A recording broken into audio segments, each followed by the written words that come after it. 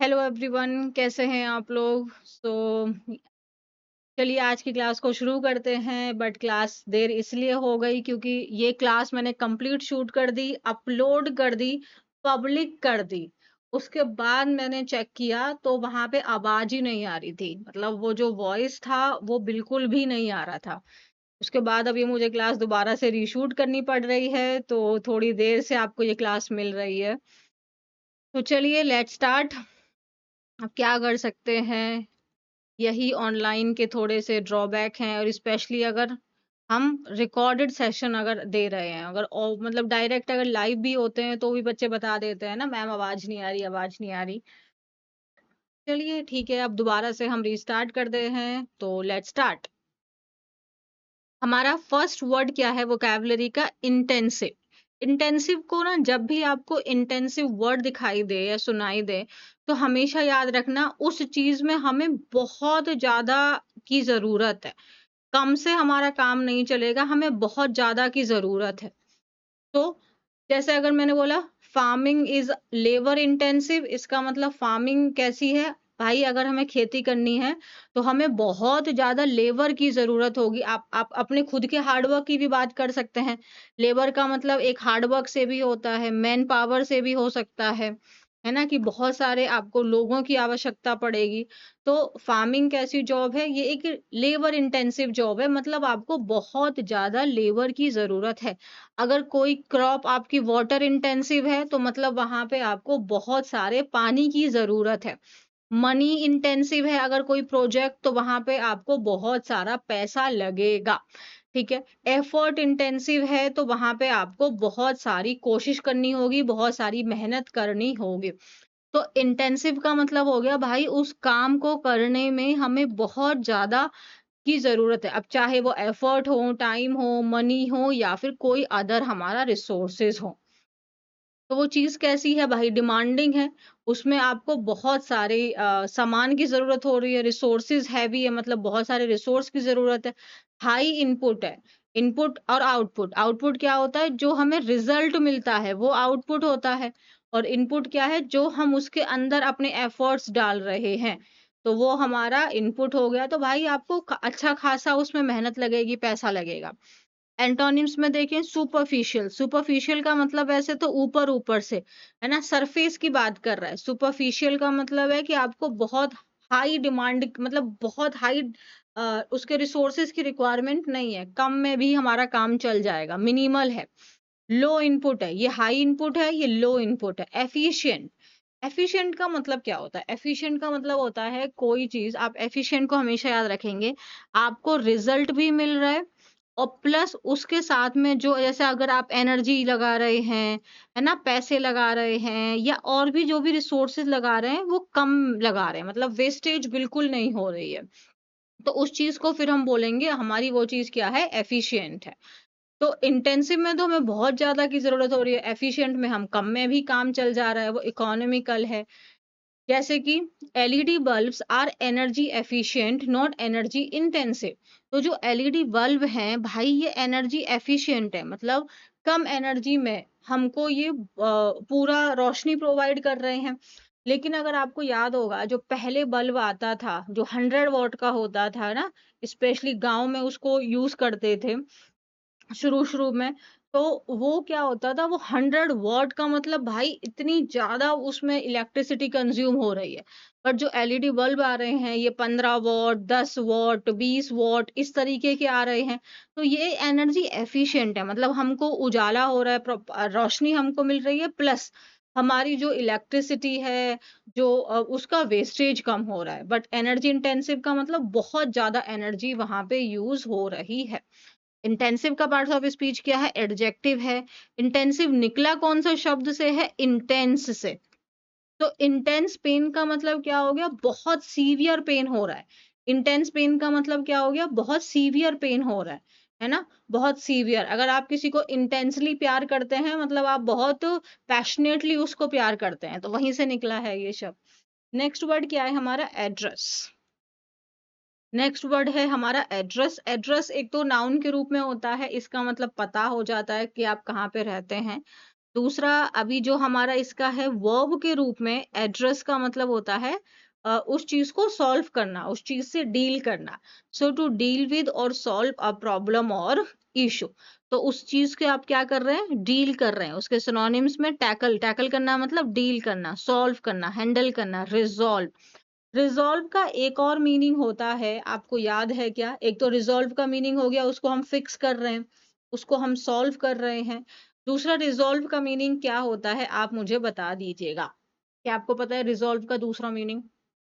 Antonyms क्या हो जाएंगे, हम उस चीज को सॉल्व कर रहे हैं मतलब हम उस पर ध्यान दे रहे हैं। तो ऑपोजिट क्या हो जाएगा, हम उसको इग्नोर कर दे रहे हैं, नेग्लेक्ट कर रहे हैं, ओवरलुक कर रहे हैं, नजरअंदाज कर दिया, उसको अवॉइड कर दिया। तो better irrigation facilities can address the problem of water shortage. तो अगर इरिगेशन की फैसिलिटीज अच्छी होंगी तो ये जो प्रॉब्लम है, कौन सी प्रॉब्लम, वाटर शॉर्टेज की, वाटर की कमी की जो प्रॉब्लम है उसको एड्रेस कर सकती है, यानी उसको फिक्स कर सकती है, उसको रिजॉल्व कर सकती है, उसको सॉल्व कर सकती है, उसको डील कर सकती है। तो एड्रेस का पार्ट्स ऑफ स्पीच यहाँ पे क्या हो गया, वर्ब। और एक एड्रेस का मतलब होता है संबोधित करना, मतलब जैसे कि आप prime minister addressed the audience, तो मतलब प्राइम मिनिस्टर ने ऑडियंस को संबोधित किया, उनसे बात की। डन है। नेक्स्ट वर्ड क्या है हमारा, डिसेप्टिवली। डिसेप्टिवली का क्या मतलब है, ये बना है आपका डिसेप्शन से। डिसेप्शन का मतलब ही क्या होता है, डिसेप्शन का मतलब होता है धोखा। तो धोखा है भाई, धोखा, नजरों का धोखा। अब उसने क्या किया कि एक फॉल्स इंप्रेशन क्रिएट हो गया है। फॉल्स इंप्रेशन का मतलब क्या हुआ कि रियलिटी कुछ और है, हमें कुछ और दिखाई दे रहा है। वही तो धोखा कहलाता है ना, कि धोखा हो गया। जैसे कि मेरी आंखों का धोखा हो गया, मैंने चेक नहीं किया, मुझे चेक करना चाहिए था कि भाई वहां से। और वो पता है क्या था, वो कर्सर मेरा नीचे था, तो वो जो आपका जहाँ पे ये ऑडियो इनपुट कैप्चर शो करता है ना, वो मैंने देखा ही नहीं। तो धोखा हो गया मेरे साथ में। क्लास दोबारा से हमें रिपीट करनी पड़ेगी, तो हम अच्छे से पढ़ेंगे दोबारा से, कोई इशू नहीं है। तो डिसेप्टिवली का मतलब हो गया भाई वो चीज फॉल्स इंप्रेशन क्रिएट कर रही है। जैसे कि किसी की खूबसूरती को आपने मान लिया कि वो इंसान बहुत अच्छा है, लेकिन आपकी उसकी खूबसूरती ने बाकी सब चीजों पे एक फॉल्स इंप्रेशन क्रिएट कर दिया, है ना। So the paper was deceptively easy. अच्छा, इसका पार्ट्स ऑफ स्पीच क्या, एल वाई लगा हुआ है, पार्ट्स ऑफ स्पीच है adverb. Paper was deceptively easy. Easy, अगर पेपर वाज इजी होता तो हम समझ जाते पेपर आसान था, बट डिसेप्टिवली इजी का मतलब हुआ कि उसने एक इंप्रेशन कैसा क्रिएट हुआ था कि पेपर आसान है, बट एक्चुअली में पेपर आसान था नहीं।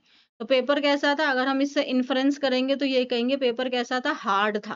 क्योंकि हमने जैसे मान लो पेपर डिस्ट्रीब्यूट हुआ, आपने एक नजर मारी, आपने देखा ओ ये तो इतना सिंपल, ये इतना सिंपल, इतना सिंपल, ये तो मैं पूरा पेपर सॉल्व कर डालूंगा। लेकिन जब आप एक्चुअली में पेपर सॉल्व करने लगे तो भाई पेपर कैसा था, मुश्किल था। तो डिसेप्टिवली इजी का मतलब क्या हो गया, उसने कैसी इमेज क्रिएट कर दी थी जो कि फॉल्स थी।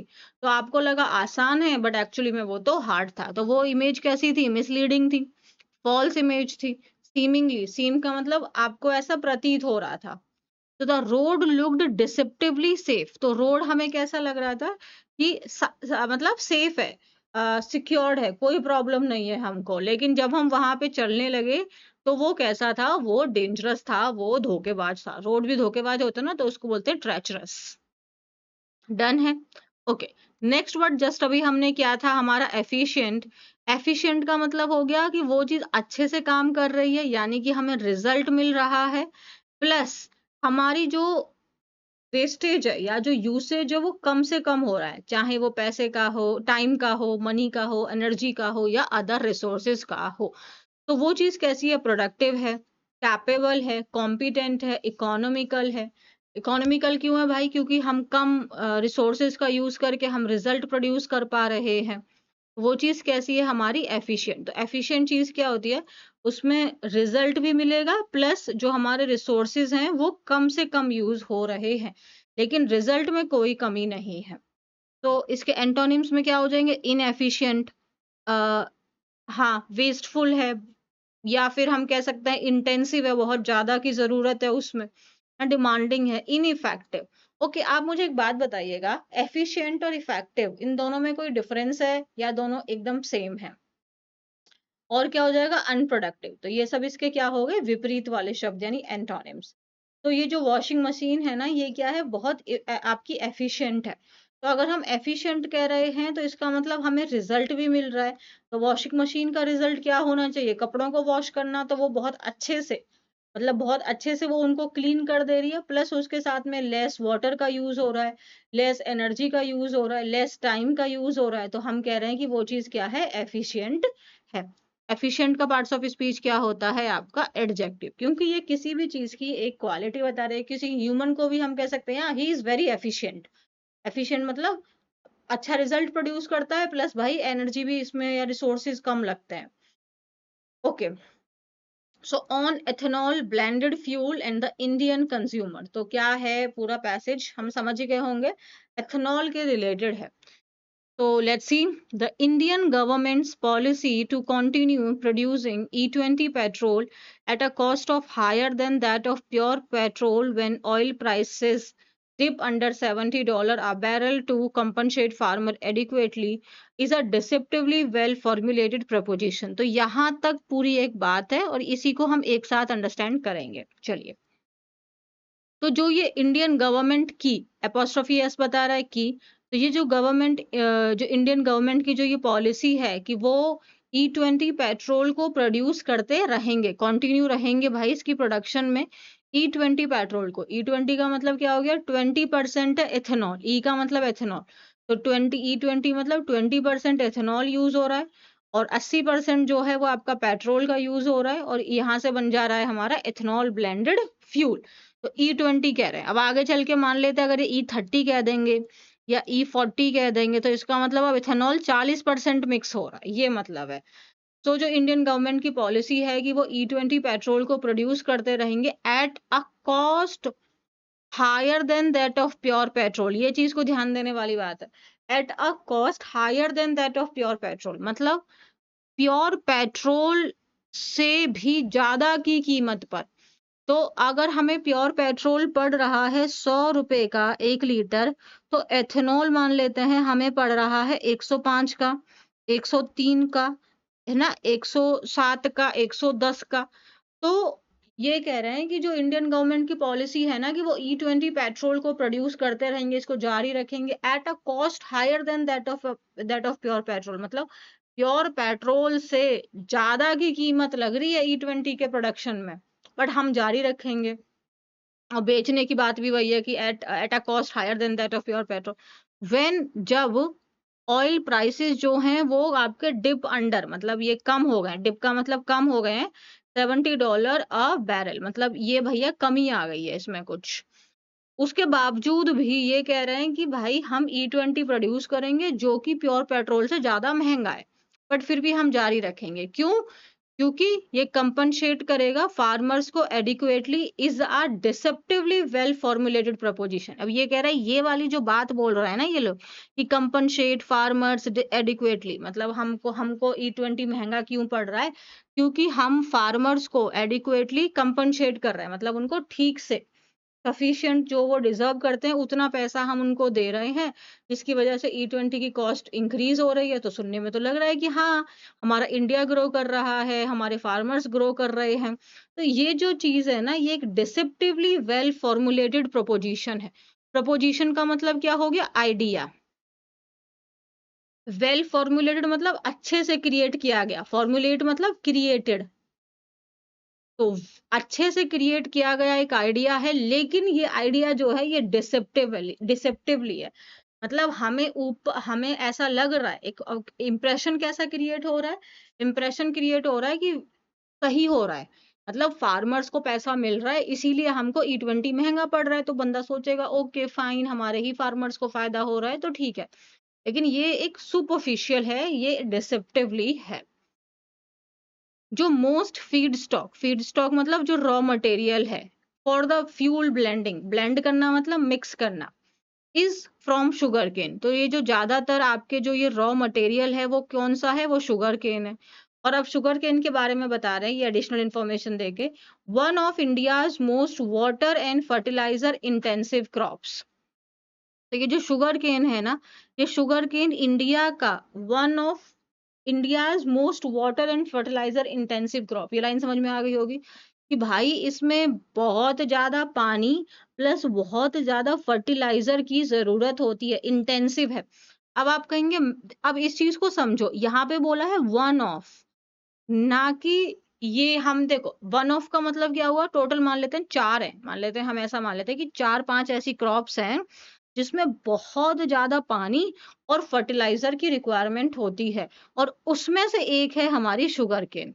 क्योंकि जो राइस यानी जो पेड़ी की खेती होती है भाई वो भी बहुत पानी लेती है। आपके दिमाग में आएगा कि मैम शुगर केन से ज़्यादा पानी तो आपके धान की खेती में होता है।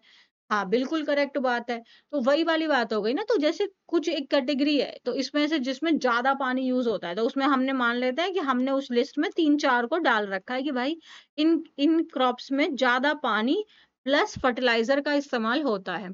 और उसमें से एक शुगर केन है तो इसीलिए हमने क्या बोल दिया one of India's most water and fertiliser crops. अब ये भी एक आपका स्ट्रक्चर है ग्रामर का कि वन ऑफ के बाद में जो नाउन अगर हमारा काउंटेबल है तो वो प्लूरल आता है। तो देखो यहाँ पे क्रॉप्स लगाया है। इंडिया का most water and fertiliser intensive crop है, मतलब कई सारे हैं उसमें से भैया ये शुगर केन में बहुत ज़्यादा पानी और फर्टिलाइज़र इस्तेमाल होता है। अब आगे क्या कह रहे हैं? Whether the policies net economic benefit remains positive will depend on the gains from lower crude imports, environmental improvements and higher rural incomes outweighing these additional cost. Okay. अब ये कह रहे हैं कि अब ये वेदर मतलब यहाँ पे ये क्वेश्चन पूछ रहे हैं कि ये जो पॉलिसी का नेट इकोनॉमिक बेनिफिट है, नेट इकोनॉमिक बेनिफिट मतलब ओवरऑल बेनिफिट की बात करें, वाकई में जो हमें एक बेनिफिट निकल के आ रहा है। मतलब अगर जैसे कि कोई सामान है, आपने वो 600 में बेच दिया, लेकिन ये आपका बेनिफिट नहीं होता है। बेनिफिट क्या होगा कि इसके जितने भी आपके खर्चे लगे हैं, मान लो इसको क्रिएट करने में आपके ₹200 लग गए, इसको ट्रांसपोर्ट करने में आपके ₹50 लग गए, अदर लेबर वगैरह में आपके और मान लेते हैं ₹50 लग गए, तो टोटल हमारा 300 का खर्चा हो गया। तो हमारा बेनिफिट कितने का निकल के आया है? 300 का। तो नेट बेनिफिट हमारा 100 600 नहीं है, 300 है। तो अब ये जो पॉलिसी का नेट इकोनॉमिक बेनिफिट है, ये तभी हम इसको कह सकते हैं वो पॉजिटिव है, वो डिपेंड इस पे करता है कि लोअर क्रूड इंपोर्ट मतलब हम लोग ऑयल को इंपोर्ट करते हैं, हम बाहर से लेते हैं, तो उसकी मात्रा में कमी आ रही है, मतलब हम कम ऑयल इंपोर्ट कर रहे हैं, मतलब कि अब हम लोग एक्चुअली में सेल्फ सफिशिएंट हो रहे हैं।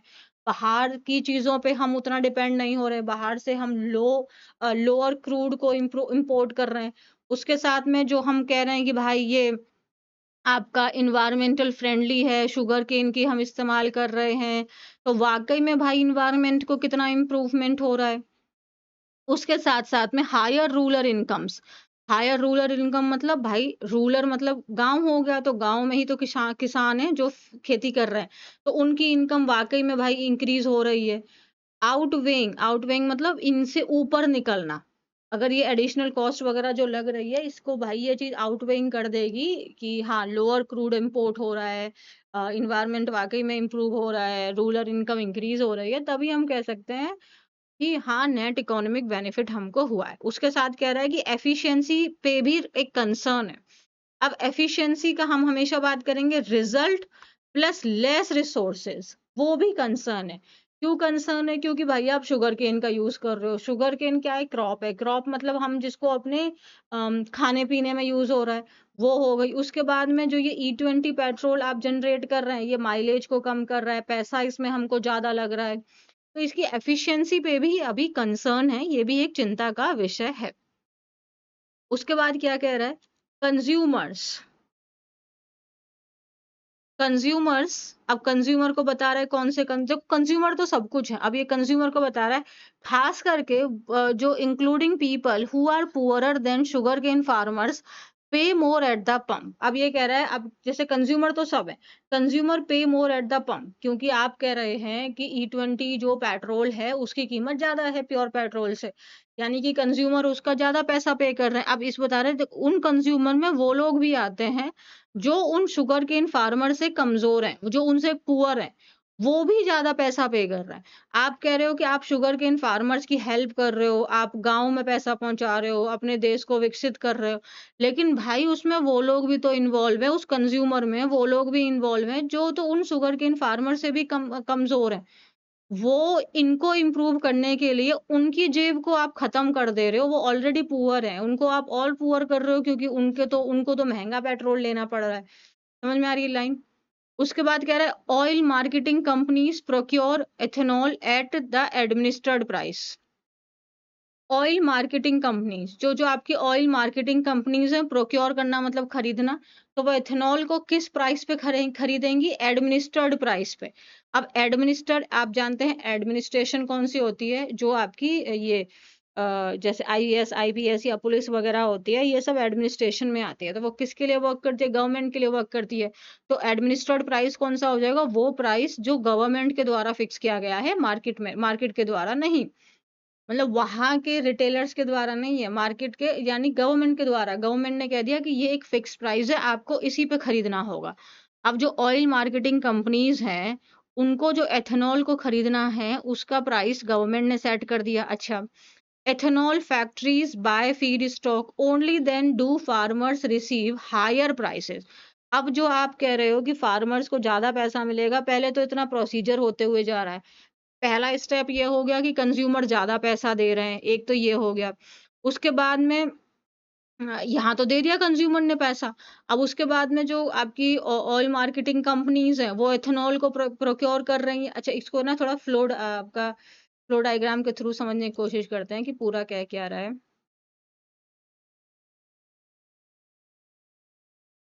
ए भाई हट जा।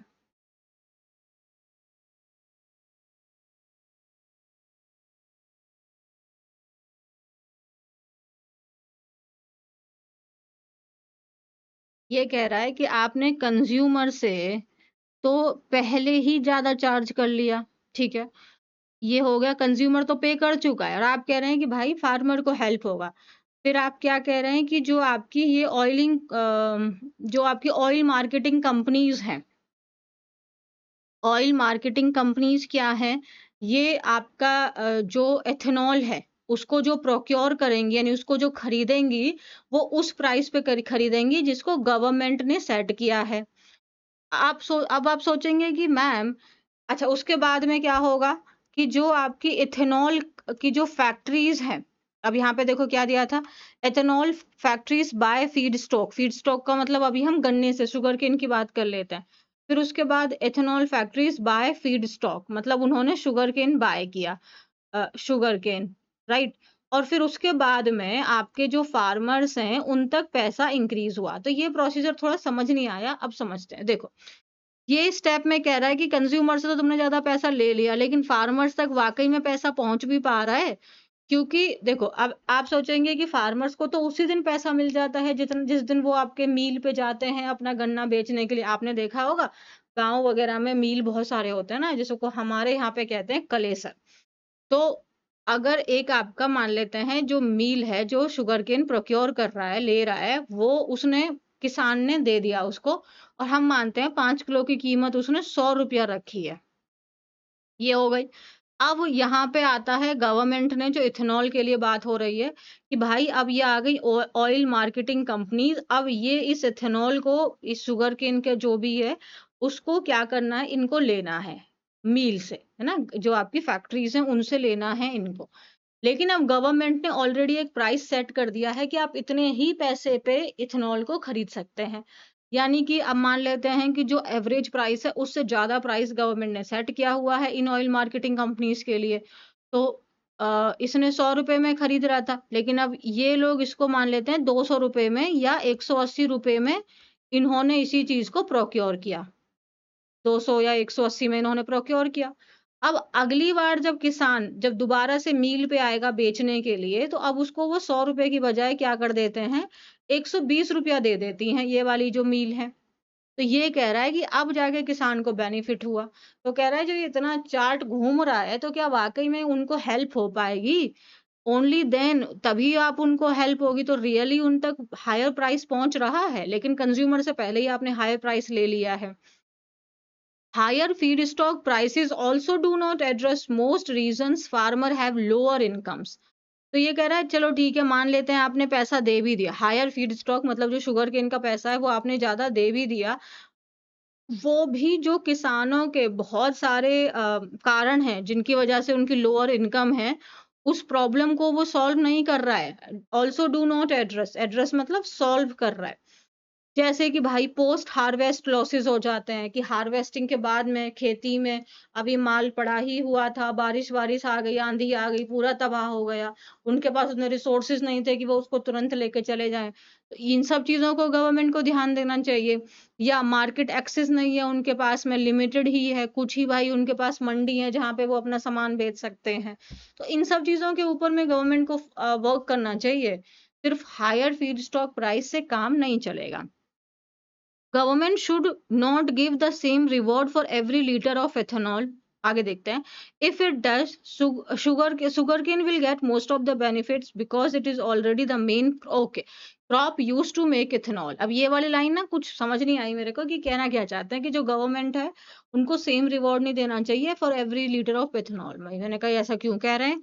आगे समझ में आया क्योंकि अगर ऐसा होता है तो भाई जो आपके इथेनॉल में सबसे ज़्यादा यूज़ हो रहा है वो शुगर केन हो रहा है। तो यानी कि सबसे ज़्यादा बेनिफिट किसको पहुँचेगा? अगर वो हर लीटर एथेनॉल के प्रोडक्शन पे अगर वो रिवॉर्ड दे रहे हैं, तो भाई सबसे ज़्यादा बेनिफिट किसको होगा? सिर्फ़ शुगर केन को होगा। वो तो ऑलरेडी मेन क्रॉप है, इसके लिए यूज़ हो रही है। तो वो कह रहे हैं इससे क्या होगा कि जो अदर क्रॉप्स हैं, उनको नुकसान पहुँचेगा ना, उनके ऊपर में इफ़ेक्ट होगा, वो प्रभावित होंगी। है ना? उनके ऊपर में नुकसान पहुँचेगा। तो ये कह रहे हैं कि अगर आप सिर्फ़ एथेनॉल वाली जो क्रॉप है, अगर आप उसको बेनिफिट दे रहे हैं, तो इसका मतलब अदर क्रॉप्स को आप नुकसान पहुँचा रहे हैं। इसकी बजाय गवर्नमेंट को फ़ोकस करना चाहिए वाटर सेविंग के ऊपर। ऐसा क्यों? क्योंकि आप जानते हैं कि जब सूखा पड़ती है, तो पानी की कमी की वजह से ही बहुत सारी खेती, फसल मर जाती है। प्रोडक्शन को कैसे बचा सकते हैं? जैसे अभी हमने बात की पोस्ट हार्वेस्ट लॉसेस की। खेती आप इवन जैसे गेहूँ वगैरह है, उसको भाई हम हमारे पास स्टोरेज की फैसिलिटी नहीं है। हमने लाके गेहूँ को कमरे में डाल दिया, लेकिन उसमें घुन वगैरह लग जाते हैं, तो उसको आप कैसे प्रोटेक्ट करवाएँ? है ना? फार्मर्स को आप अलग-अलग तरीके से उनको सपोर्ट करें। It should improve irrigation. Irrigation को आपको भाई सुधारना चाहिए, ट्रांसपोर्टेशन पे आपको वर्क करना चाहिए, स्टोरेज फैसिलिटीज़ पे वर्क करना चाहिए और ये चीज़ सुनिश्चित करनी चाहिए कि फार्मर को fair share of the profit मिले इथेनॉल से। इसी के साथ-साथ में इट शुड एनकरेज, इट किसके लिए है? गवर्नमेंट के लिए कि वो एथेनॉल प्रोडक्शन को सिर्फ शुगर केन की बजाय मेज़ मतलब अदर क्रॉप्स पे भी भाई आप उनका प्रोडक्शन करवाइए, उनसे एथेनॉल को प्रोड्यूस करिए। जैसे कि मेज़ है, मक्का है, ग्रेन है या जो सरप्लस राइस है या राइस जो खराब हो गए हैं, जिनको हम खा नहीं सकते हैं या क्रॉप वेस्ट है, instead of relying only on sugarcane. Relying मतलब डिपेंडिंग, तो शुगरकेन पे अकेले डिपेंड होने की बजाय अदर क्रॉप्स पे भी आप एथेनॉल प्रोडक्शन पे काम करिए। डन है। आगे क्या कह रहा है? मेज़ एंड मिलेट्स ये लेस आपके थर्स्टी मतलब कि जैसे अभी हमने पढ़ा शुगरकेन आपका वाटर इंटेंसिव है। तो ये हो गया मतलब ये लेस वाटर से इनका काम चल जाएगा, मेज़ और मिलेट्स का। आगे कह रहा है लेकिन जो मेज़ हैं स्टिल उनको सिग्निफिकेंट फर्टिलाइज़र की तो ज़रूरत है।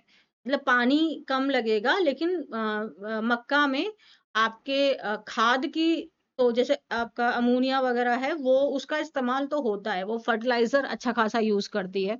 जबकि जो मिलेट से प्रोड्यूस लेस फर्मेंटेबल स्टार्च, ये फर्मेंटेबल स्टार्च मुझे अभी एग्ज़ैक्टली याद नहीं आ रहा है पर हेक्टेयर मतलब इससे कम प्रोडक्शन का कुछ कह रहा है क्या? एथेनॉल कम प्रोड्यूस होगा, ऐसा कुछ है शायद। ये थोड़ा देखना पड़ेगा। उसके बाद में ये भी एक आपकी कोई क्रॉप है ना? ये आपका स्वीट सोरगम ये एक लेस वाटर इंटेंसिव है और आपका शॉर्टर ग्रोइंग सीज़न है देन शुगरकेन। ओके। तो अब शुगरकेन का जैसे कि आपको जानते हैं कि पानी उसमें ज़्यादा क्यों लग रहा है? धान में ज़्यादा पानी लगता है, हम लोग देखते हैं डायरेक्टली कि जब धान को लगाया भी जा रहा होता है, तब भी खेत में पूरा पानी भरते हैं हम लोग, उसके बाद उसमें लगाते हैं। लेकिन शुगरकेन में तो ऐसा नहीं होता है, बट शुगरकेन लंबा ड्यूरेशन लेता है उसकी गन्ने को बनने में। तो उसका ड्यूरेशन बहुत ज़्यादा है, तो उस समय तक आपको उसको मेंटेन रखने के लिए पानी देना होगा, उसमें खाद देना होगा, फर्टिलाइज़र देना होगा। तो इसीलिए आपका sugarcane one of the most water intensive and fertiliser intensive की कैटेगरी में आता है। तो अब ये एक टाइप ऑफ हमारी क्रॉप है जो लेस वाटर इंटेंसिव है और उसका जो ग्रोइंग पीरियड है, वो भी शुगरकेन से कम है। तो इस पे भी आप डिपेंड कर सकते हैं। बाकी लिग्नोसेल्यूलोसिक आपके बायोमास जैसे कि rice, wheat straw, maize stovers, groundnut shell can also support second generation ethanol. मतलब कि अब जो हमारा शुगर केन है उसके अलावा जैसे कि आपके ये लिग्नोसेल्यूलोसिक आपके बायोमास जैसे कि अब देखो राइस एंड व्हीट। अब राइस का जो है जो उसका ऊपर वाला पार्ट होता है जहाँ पे आपका चावल होता है वो निकालने के बाद में उसका बाकी पूरा पार्ट बच जाता है, जिसको हम लोग स्टबल बर्निंग में कहते हैं, क्योंकि अब उसका इस्तेमाल नहीं है तो उसको जला देते हैं ना। अब कहाँ रखेंगे उसको, रखने की जगह नहीं है, उसका कोई खास पर्पस भी नहीं है, तो उसको बर्न कर देते हैं। उसके बाद जैसे व्हीट स्ट्रॉ, व्हीट का तो देखो काम आता है, जैसे मेरे यहाँ पे तो भूस बना देते हैं उसका और फिर उसको थ्रू आउट अपनी गाय भैंस को खिलाया जाता है। तो ये कह रहा है कि जो ये आपके रिमेनिंग है इसके बाद में जो बचा हुआ है ना, जो मेजर पोर्शन हमने हमारी क्रॉप से निकाल लिया, ये रिमेनिंग है। जैसे मक्का आपने ऊपर से चुन ली, अब जो बाकी पार्ट है बाकी इसको तो हमारे यहाँ पे तो सीधा काट के गाय वगैरह को खिला देते हैं ना। और जो ग्राउंड नट शेल्स वगैरह है आप इनका इस्तेमाल कर सकते हैं, मतलब कि जो रिमेनिंग पोर्शन है आपका उसको यूज कर सकते हैं सेकंड जनरेशन एथेनॉल बनाने में। 2G एथेनॉल का मतलब क्या हो गया कि ये आपका लेस प्रीमियम होगा, राइट, क्योंकि ये आपका लेफ्ट ओवर से बन रहा है। तो बट हाँ देखो यही है, 2G ethanol from agricultural residues मतलब remaining can avoid using cropland for fuel, reducing competition with food crops and addressing stubble funding. वही कह रहा है कि जो 2G एथेनॉल है भाई हम उसको एग्रीकल्चर रेसिड्यू से बना रहे हैं, तो इसका मतलब कि हम क्रॉपलैंड जो खेती जो जमीन है जहाँ पे क्रॉप हो रही है तो उसका कम यूज होगा ना फ्यूल के प्रोडक्शन में, अगर हम अदर रिसोर्सेज से भी फ्यूल प्रोड्यूस कर पा रहे हैं तो वही जो कंपटीशन क्रिएट हो रहा है फूड क्रॉप्स का, कि अब जो हम क्रॉप उगा रहे हैं अगर वो आपके फ्यूल में ही चली जा रही है तो खाने के लिए नहीं बच रही है, तो ये कंपटीशन क्रिएट हो गया, है ना। और ये साथ में ये उसको कम कर देगा, रिड्यूस कर देगा। और ये जो स्टबल बर्निंग है आप जानते हैं नवंबर वगैरह के महीने में जब धान आपके निकाल लिए जाते हैं उसके बाद जो उसका रिमेनिंग पोर्शन है उसको जला दिया जाता है, तो आप पूरे दिल्ली एनसीआर में धुंध छा जाती है ना, तो क्योंकि वो पनाली पगाली क्या बोलते हैं उसको बर्न कर दिया है, स्टबल बर्निंग जिसको हम लोग बोलते हैं, तो वो उस प्रॉब्लम को भी रिजोल्व कर देगा, एड्रेस कर देगा, सॉल्व कर देगा, क्योंकि उसका भी हम यूज कर रहे हैं 2G एथेनॉल क्रिएट करने में। Making 2G ethanol is more expensive and need okay okay जी। तो 2G एथेनॉल को बनाना उसकी प्रोडक्शन और भी महंगी है, प्लस उसमें और अच्छी टेक्नोलॉजीज की भी हमको ज़रूरत है। बट द गवर्नमेंट जो है भाई वो इस प्रॉब्लम को सॉल्व कर सकती है अगर वो फाइनेंशियल सपोर्ट दे, स्टोरेज को इम्प्रूव करवाए, ट्रांसपोर्टेशन को इम्प्रूव करवाए, और दोनों को फार्मर्स को भी और एथेनॉल फैक्ट्रीज को भी। And helping farmers and ethanol factories work together, कि मतलब ये दोनों एक साथ मिलके काम करें। ऐसा ना हो कि एथेनॉल फैक्ट्रीज सिर्फ अपना बेनिफिट देखे जाएं और फार्मर्स पीछे रह जाएं।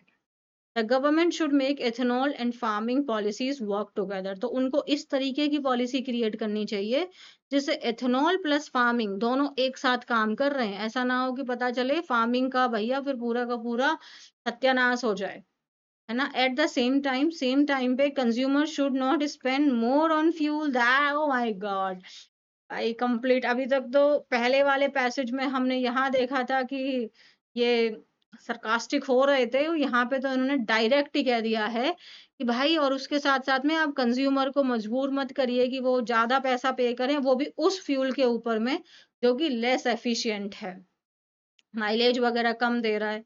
ऐसे फ्यूल के ऊपर में आप कंज्यूमर को भी मत फोर्स करिए कि भाई वो इतना पैसा खर्च करें। ओके, सो हमने क्लास को कंप्लीट कर लिया है। तो आई होप इस बार हमारी क्लास में कोई भी प्रॉब्लम नहीं है, वॉइस वगैरह सब क्लियर है। तो चलिए अब हम मिलते हैं नेक्स्ट क्लास में। ये प्रॉब्लम्स लगती रहती हैं, कोई बड़ी बात नहीं है। सो चलिए, आपको क्या करना है, आपको इसको एक बार सेल्फ रीड करना है, ये आपको मैं अभी टेलीग्राम पे भेज दूंगी। तो अब मिलते हैं हम लोग नेक्स्ट क्लास में, आप लोग इसको रीड कर लेना, अपने आप से देख लेना कोई प्रॉब्लम तो नहीं आ रही है, समझ में आ रहा है ना। और चैनल को सब्सक्राइब कर देना है, वीडियो लाइक एंड शेयर करना है, अपना ध्यान रखना है। Bye everyone.